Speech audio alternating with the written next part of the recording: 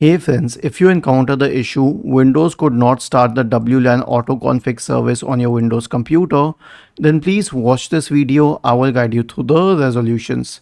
So the main resolution is through the registry editor window.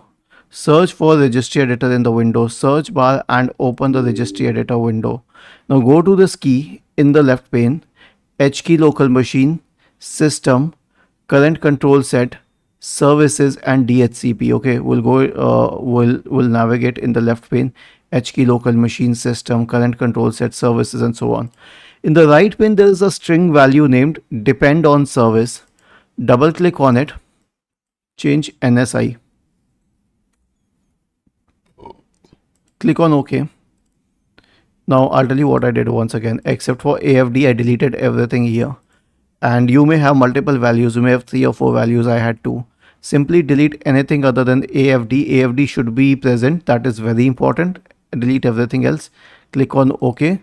Right click on the start button, shut down or sign out and restart your computer. Job done. It will fix the problem. Was this helpful? If yes, then please subscribe to the channel, and if not, then let us know in the comment section of the video on how we could help you further. Thank you for watching this video and have a nice day.